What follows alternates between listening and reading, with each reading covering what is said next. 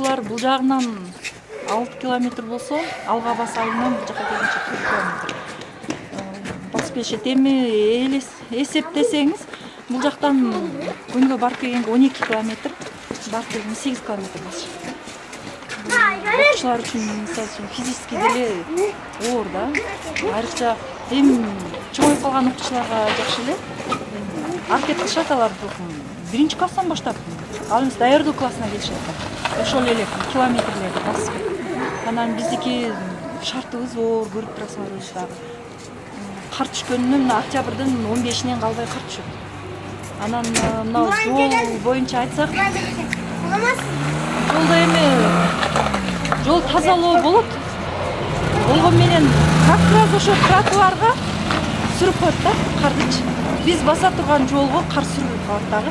Окуучулар түп-түз эле ушул жол менен эле келет. Машина жолу менен эле келет да. Кудай сактасын, эми баягы сактаганды Кудай сактайт дейт, бирок сактанганга деле билбейм кандай, эми жылда эле ушундай эле ахвал да. Тротуарда деле кар курт ошону барып туруп каптап калат да, басканга эч мажа жок. Жол менен эле келесиз, машина жолу. Бул 8:30 башталат. Азыр 5 күндүк окууга өткөнүбүзгө байланыштуу 6 саатка чейин окуп атабыз. Кача жок? Кечке мисалы үчүн 1:30 бүтсө, эртең мененки сабагыбыздын регламент боюнча түштөн кийинкиси бир 6-га барып кетет да, кечки 6-га. Караңгы калабыз. Алыстагылар кантип кетет аны? Алыстагыларды кичинекейлерди эми ата-энеси алып кетишке аракет кылат, эми чоңдору өздөрү эле кетишет. Бизге эң ооругу мына ушул болуп атат. Эми шартыбызга байланыштуу көнбөшкө айла жок.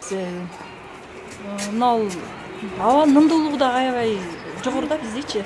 Анан ден соолукка байланыштуу могул жерде жашаган айрыкча жаш өтүп калган адамдар турбайт бул жердечи. Көбүнчө эле чөлдөшүп эле ошол ылдый жака кетишип жашашат көбүнчө элечи.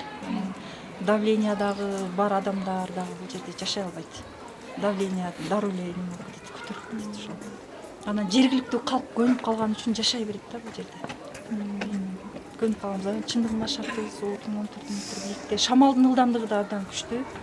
Эми нарындан кийин эле турат болушубуз керек, чоң айдан кийин ушундай. Эми ушундай чыр-чыктын перевалдын эле астындабыз биз.